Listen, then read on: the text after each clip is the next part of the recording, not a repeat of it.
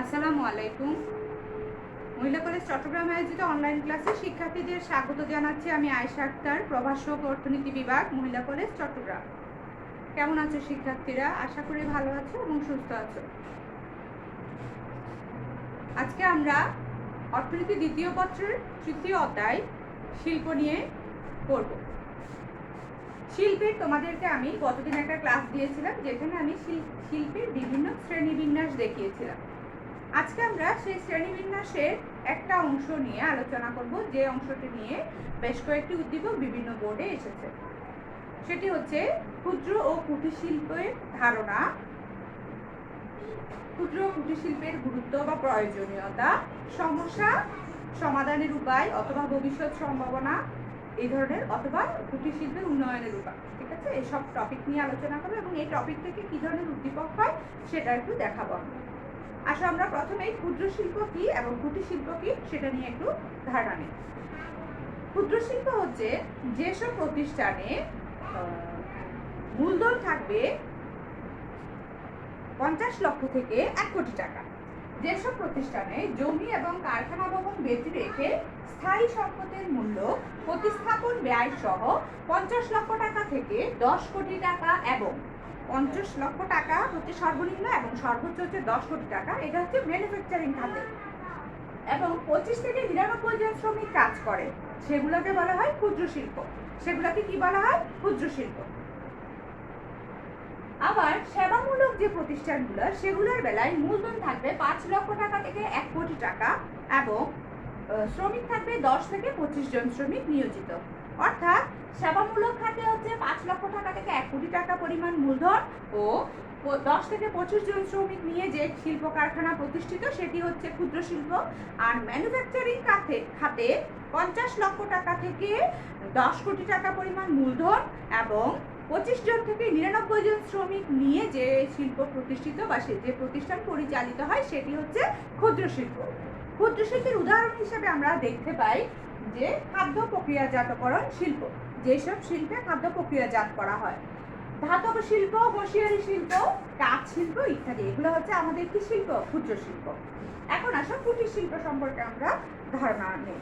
যেসব প্রতিষ্ঠানে স্থায়ী সম্পদের মূল্যটা সর্বোচ্চ 5 লক্ষ টাকা পরিমাণ সম্পদ থাকতে পারে এবং পরিবারের সদস্য সহ সর্বোচ্চ জনবল হবে 10 জনের কম, 10 জন বা তার চেয়ে কম পরিমাণ জনসংখ্যা নিয়ে, সদস্য নিয়ে 5 লক্ষ টাকা পরিমাণ বা 5 লক্ষ টাকা চেয়ে কম পরিমাণ মূলধন নিয়ে যে শিল্পটি প্রতিষ্ঠিত হয়, সেটা হচ্ছে কুটির শিল্প।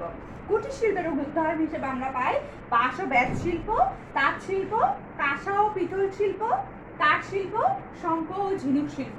এই শিল্পগুলোর সবচেয়ে বড় যে দ্রব্যগুলো, যেসব দ্রব্য আমরা দেখতে পাই, সেগুলো হচ্ছে আড়ঙে দেখবে এই ধরনের, বিশেষ করে ক্ষুদ্র কুটির শিল্পের পণ্যগুলো তুমি সবচেয়ে বেশি আড়ঙে দেখতে পাবে। বিভিন্ন ছোট ছোট ক্ষুদ্র কুটির শিল্প থেকে তারা পণ্যগুলো আহরণ করে, মানে সংগ্রহ করে ওইখানে ভালো দামে ভালো দামে বিক্রি করা হয়। আমরা এই ক্ষুদ্র কুটির শিল্পের গুরুত্ব এবং সমস্যা সমাধানের উপায়গুলো একটু দেখব পর্যায়ক্রমে। আমরা ক্ষুদ্র কুটির শিল্পের গুরুত্বগুলো, বইয়ে আর অনেকগুলো গুরুত্ব আছে যেগুলো খুবই প্রয়োজনীয়, আমাদের জানা উচিত। সেই গুরুত্বগুলোকে আমি একটু ক্রম আকারে লিখেছি।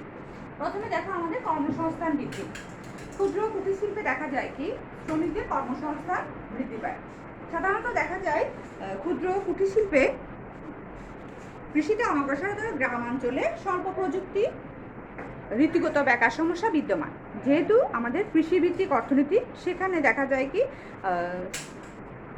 প্রযুক্তির যেহেতু স্বল্পতা রয়েছে এবং ঋতুভিত্তিক যেহেতু উৎপাদন কাজ পরিচালিত হয়, সেই জন্য দেখা যায় কি ঋতুগত বেকারত্ব বিদ্যমান। ক্ষুদ্র কুটির শিল্পের দ্বারা কর্মসংস্থান সৃষ্টি করে এই সমস্যার অনেকখানি সমাধান সম্ভব।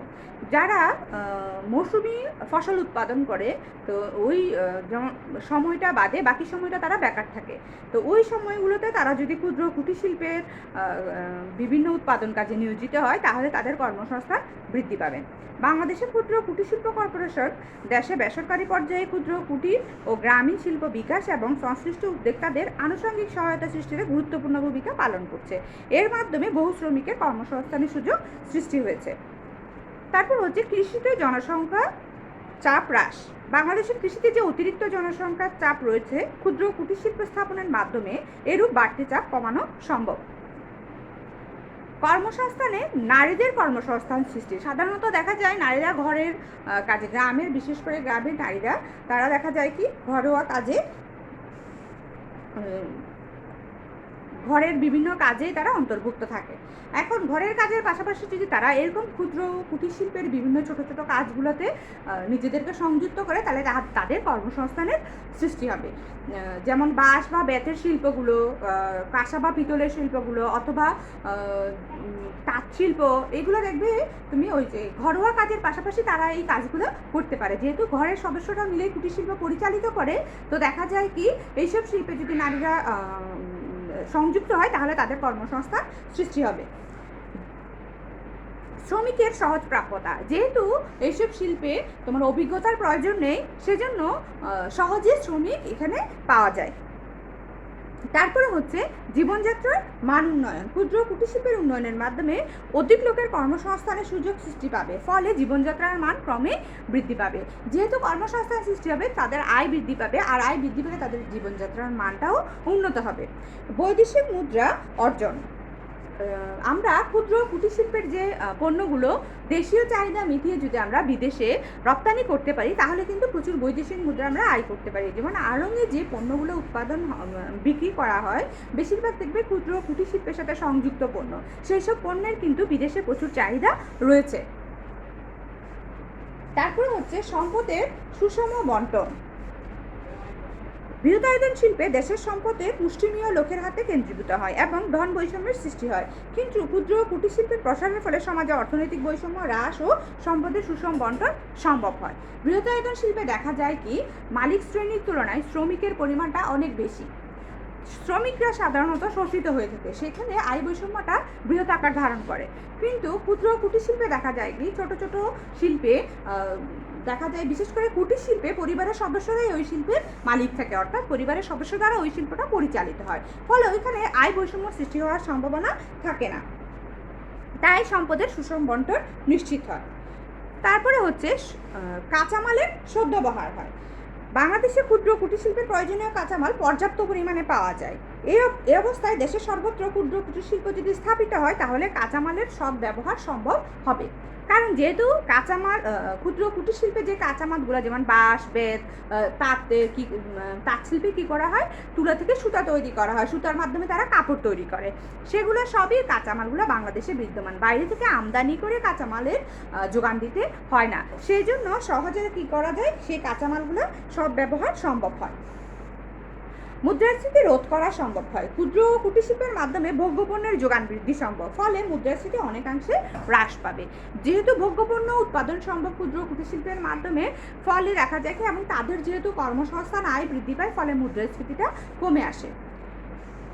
পরিবেশ বান্ধব। বৃহদায়তন শিল্পে দেখা যায় কি চিমনির ধোঁয়া ও বর্জ্য পদার্থের দ্বারা পরিবেশ দূষিত হয়, কিন্তু ক্ষুদ্র কুটির শিল্পে এই সমস্যাটা থাকে না। ক্ষুদ্র কুটির শিল্পে দেখা যায় কি যেমন তাঁত শিল্প বা বাঁশ ও বেত শিল্প, এগুলোতে পরিবেশ দূষণ করবে এরকম কোনো ধোঁয়া বা কেমিক্যাল ব্যবহার করা হয় না। যেহেতু উন্নত এসব ব্যবহার হয় না, ফলে দেখা যায় কি চিমনির ধোঁয়া বা বর্জ্য যেহেতু নিঃসরণ হয় না, সেজন্য এখান থেকে পরিবেশ দূষণের সম্ভাবনাও থাকে না, যেটা পরিবেশের পক্ষে পরিবেশ বান্ধব এই শিল্পটি রয়েছে।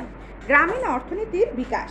বাংলাদেশের মতো দরিদ্র উন্নয়নশীল দেশগুলোতে ক্ষুদ্র কুটির শিল্পের ব্যাপক প্রসার ঘটাতে পারলে গ্রামীণ অর্থনীতির বিকাশ সাধিত হবে। যদি আমরা ক্ষুদ্র কুটির শিল্পটাকে ব্যাপকভাবে প্রসারিত করতে পারি তাহলে আমাদের গ্রামীণ অর্থনীতিটা প্রসারিত হবে, বিকশিত হবে। দ্রুত অর্থনৈতিক উন্নয়ন। ক্ষুদ্র কুটির শিল্পে স্বল্প মূলধন, সাধারণ যন্ত্রপাতি ও অধিক সংখ্যক শ্রমিকের দরকার। বাংলাদেশে যে স্বল্প পরিমাণ মূলধন ও প্রযুক্তিবিদ্যা আছে তাতে দেশে ক্ষুদ্র কুটির শিল্প স্থাপন করে অর্থনৈতিক উন্নয়নের গতি বৃদ্ধি করা সম্ভব। কারণ ক্ষুদ্র শিল্পে মেইনলি শ্রমিক দিয়ে কাজ করা হয়, এখানে যন্ত্রপাতি খুব কম প্রয়োজন হয় এবং মূলধনের পরিমাণও কম লাগে। সেই জন্য যদি বাংলাদেশ সেদিকে ফোকাস করে বা লক্ষ্যটা যদি রাখে যে ক্ষুদ্র কুটির শিল্প স্থাপনের মাধ্যমে দেশের উন্নয়ন হবে, তাহলে কিন্তু দ্রুত অর্থনৈতিক উন্নয়ন সম্ভব হবে। উপজাত দ্রব্যের ব্যবহার। বৃহৎ শিল্পের অনেক পরিত্যক্ত উপজাত দ্রব্য কুটির শিল্প ও ক্ষুদ্র শিল্পের কাঁচামাল হিসেবে ব্যবহৃত হয়। আমরা বৃহৎ শিল্পে অনেক জিনিস আছে যেগুলো উপজাত পণ্য অর্থাৎ ওগুলো ব্যবহার বৃহৎ শিল্পে পণ্য উৎপাদনের পরে অবশিষ্ট রয়ে যায় বা ওগুলো বাদ দেওয়া হয়, হ্যাঁ, ওগুলোকে উপজাত পণ্য বলা হয়। সেই উপজাত বা অবশিষ্ট পণ্যগুলো আমরা কাঁচামাল হিসেবে ক্ষুদ্র কুটির শিল্পে ব্যবহার করতে পারি। তারপর হচ্ছে জাতীয় ঐতিহ্যের বাহক। যেহেতু আমাদের গ্রাম অঞ্চলে যে বাঁশ বা বেতের যে পণ্যগুলো, কাঁসা বা পিতলের যে দ্রব্যগুলো, সেই সব পণ্যগুলো দেখবে গ্রামাঞ্চলে বা বাংলাদেশের একটা ঐতিহ্যের বাহক হচ্ছে সেই সব দ্রব্যগুলো। যেমন আমাদের জামদানি শাড়ি, মসলিনের শাড়ি, এগুলো বাংলাদেশের খুব বিখ্যাত পণ্যের মধ্যে একটি হচ্ছে জামদানি আর মসলিন শাড়ি। হ্যাঁ, এই যে কাপড়গুলো, এগুলো একটা জাতীয় ঐতিহ্য বহন করে। এই জাতীয় ঐতিহ্যের বাহক হিসেবেও ক্ষুদ্র কুটির শিল্পের গুরুত্ব অনেক বেশি রয়েছে। বৈদেশিক মুদ্রার সঞ্চয়। যেমন আমরা যখন কোনো শিল্প কারখানা পরিচালিত করি, সেইখানে আমাদের কি হয়, অনেকগুলো বিশেষ করে বৃহদায়তন শিল্পে বিদেশ থেকে বিভিন্ন কাঁচামাল আমদানি করতে হয় বা যন্ত্রপাতি আমদানি করতে হয়। যেহেতু ক্ষুদ্র কুটির শিল্পে এসবের প্রয়োজন নেই, ফলে আমরা সেই আমদানি যেহেতু করব না, সেই আমদানি না করার কারণে আমাদের বৈদেশিক মুদ্রা সঞ্চয় হবে। এই ছিল ক্ষুদ্র কুটির শিল্পের গুরুত্ব। আমরা ক্ষুদ্র কুটির শিল্পের থেকে যদি বাংলাদেশের সরকার যদি এর পৃষ্ঠপোষকতা করে অথবা এর দিকে লক্ষ্য দেয়, তাহলে কিন্তু বাংলাদেশ ক্ষুদ্র কুটির শিল্পের উন্নয়নের মাধ্যমে দেশের অর্থনীতির উন্নয়ন খুব দ্রুত করা সম্ভব। এই শিল্পটার কিছু সমস্যা এবং সমাধানের উপায় আমি একটু ব্যাখ্যা করব, তারপরে একটা উদ্দীপক দেখাবো। আচ্ছা, আমরা সমস্যা আর সমাধানের উপায় বা উন্নয়নের উপায়টা একটু দেখি। কী কী সমস্যা আমরা সমস্যার মুখোমুখি হয় এবং কিভাবে আমরা সেই সমস্যাগুলো সমাধান করতে পারি। প্রথমত হচ্ছে মূলধনের অভাব। কুটির শিল্প বা ক্ষুদ্র শিল্পে মূলধনের অভাব রয়েছে। সাধারণত কুটির শিল্প যারা পরিচালনা করে, পরিবারের সদস্যরা তাদের জীবিকা নির্বাহের জন্য উৎপাদন কাজ পরিচালনা করে থাকে। সেক্ষেত্রে তাদের দেখা যায় কি সঞ্চয় থাকে না বা পর্যাপ্ত মূলধন থাকে না, ফলে তারা মূলধনের অভাবে তাদের শিল্পের প্রসার করতে, শিল্পের আকার বড় করতে পারে না। অর্থাৎ মূলধনের অভাব হচ্ছে কুটির শিল্পের একেবারে প্রধান একটা সমস্যা। প্রাচীন উৎপাদন পদ্ধতি। এখনো উন্নত যন্ত্রপাতি বা প্রযুক্তি ব্যবহারের মাধ্যমে উৎপাদন কাজ পরিচালনা করা সেভাবে সম্ভব হয়নি। এখনো তারা প্রাচীন পদ্ধতিতে উৎপাদন কাজ পরিচালনা করছে। শিক্ষার অভাব। দেখা যায় কি গ্রামের একেবারে প্রত্যন্ত অঞ্চলে বা গ্রামাঞ্চলে কৃষির সাথে রিলেটেড যারা কৃষিকাজ করে বা তাদের দেখা যায় কি শিক্ষার অভাব রয়েছে বা পর্যাপ্ত পরিমাণ কারিগরি শিক্ষা বা জ্ঞান নেই। এখন কারিগরি শিক্ষার অভাবে বা তাদের কি হচ্ছে, দ্রব্যের মান উন্নয়নও তারা তেমন একটা অবদান রাখতে পারছে না। সেই জন্য তারা কি হচ্ছে, সেটা একটা কৃষি শিল্পের একটা বড় সমস্যা হচ্ছে শিক্ষার অভাব বা কারিগরি জ্ঞানের অভাব বলতে পারি আমরা এক্ষেত্রে। সরকারি পৃষ্ঠপোষকতার অভাব। দেখা যায় কি বৃহদায়তন শিল্পগুলোতে যেভাবে সরকার সহযোগিতা করে, সেরকম ক্ষুদ্র বা কুটির শিল্পগুলোতে সহযোগিতার অভাব রয়েছে বা সেজন্য দেখা যায় কি পৃষ্ঠপোষকতা বা অভাব রয়েছে দেখে সেই শিল্পের সমস্যাগুলো বিদ্যমান রয়েছে। ত্রুটিপূর্ণ বাজার ব্যবস্থা।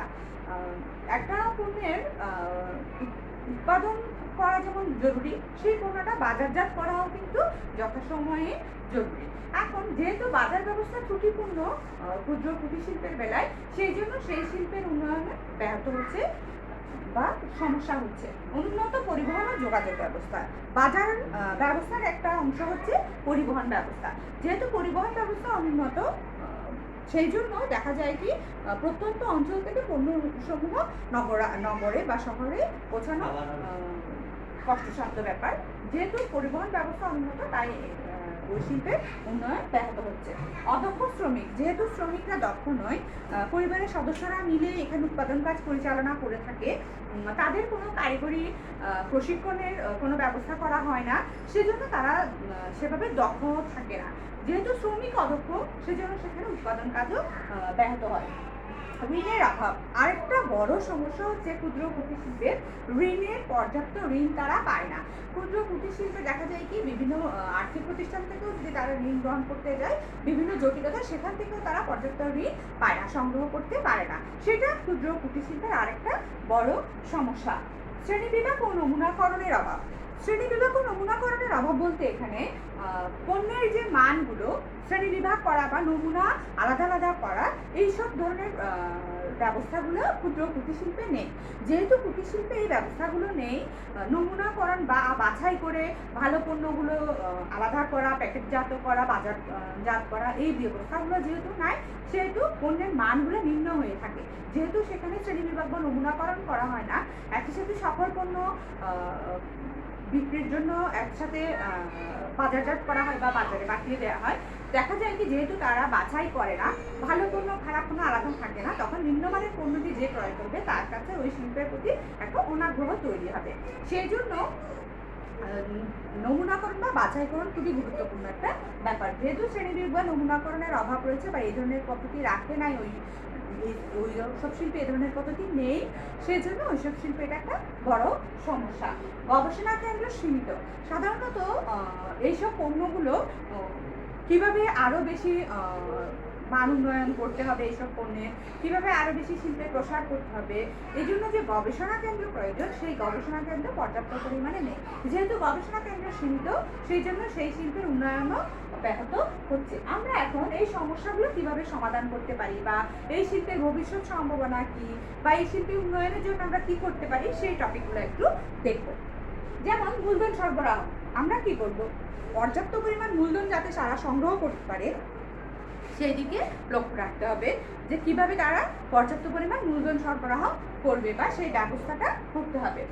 আধুনিক উৎপাদন পদ্ধতি পরিবর্তন করতে হবে। সেই পুরনো দিন আমরা যেমন কৃষিতে যেমন এখন আধুনিক উৎপাদন পদ্ধতি ব্যবহৃত হয়, উৎপাদন অনেক গুণে বৃদ্ধি পেয়েছে, সেরকম আমরা যদি ক্ষুদ্র কুটির শিল্পেও আধুনিক বা প্রযুক্তিগত পদ্ধতিগুলো ব্যবহার করি, ছোট ছোট যন্ত্রপাতি ব্যবহার করি, তাহলে দেখা যাবে কি কম সময়ে তারা বেশি পণ্য উৎপাদন করতে পারবে, পণ্যের মানও গুণগত মানও ভালো হবে, ভালো দামে তারা বিক্রি করে প্রচুর বৈদেশিক মুদ্রা অর্জন করতে পারবে। শিক্ষার ব্যবস্থা, সেই ক্ষেত্রে কারিগরি শিক্ষা বা জ্ঞানের বা প্রশিক্ষণের ব্যবস্থা করতে হবে, যাতে শ্রমিকরা দক্ষ হয়ে ওঠে এবং উৎপাদন তাদের প্রচুর বৃদ্ধি পায় এবং উন্নয়ন যাতে হয়, ওই শিল্পের উন্নয়ন যাতে হয়। সরকারি পৃষ্ঠপোষকতা, সরকারকে তাদের ভর্তুকি প্রদান করতে হবে অথবা কর হার হ্রাস করে দিতে হবে। সরকারের পৃষ্ঠপোষকতা সেই ক্ষেত্রে দেখাতে হবে বা সরকার সেখানে সহযোগিতা করতে হবে। সরকারের পক্ষ থেকে ক্ষুদ্র কুটির শিল্পকে সহযোগিতা করতে হবে, যাতে তারা শিল্প উন্নয়নে অবদান রাখতে পারে।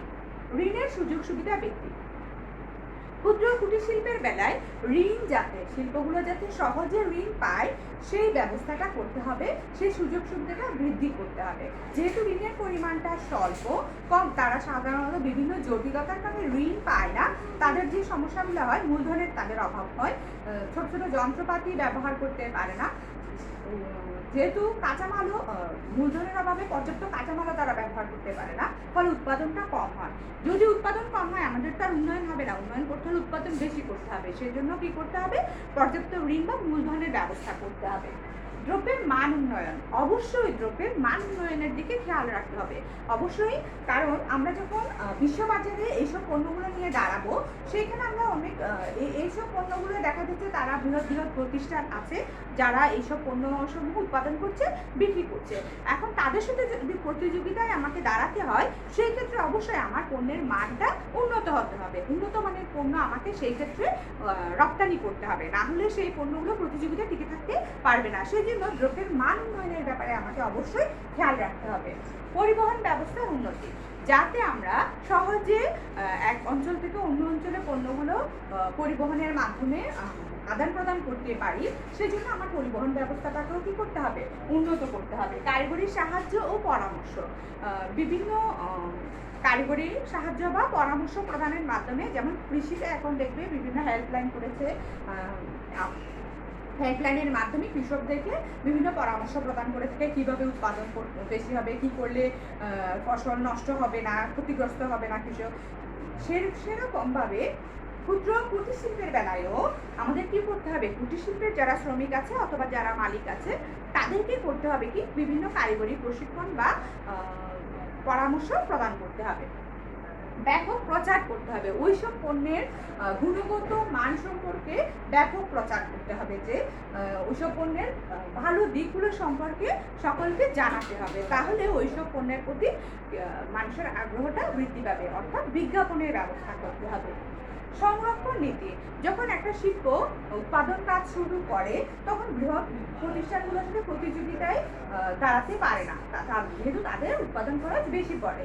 তখন সরকার যদি সংরক্ষণ নীতি অবলম্বন করে, অর্থাৎ ওই সকল পণ্যের উৎপাদিত পণ্যের একই রকম পণ্য বাইরে থেকে যে আমদানি হয় সেই সব পণ্যে যদি কড়া হারে শুল্ক প্রদান করা হয়, আবার যদি রপ্তানি করার সময় ওইসব শিল্পে শুল্ক হ্রাস করা হয়, তাহলে তাদের উৎপাদন খরচটা কম পড়বে, ফলে সে উৎপাদন ব্যবস্থা অগ্রগতি দেখা দিবে।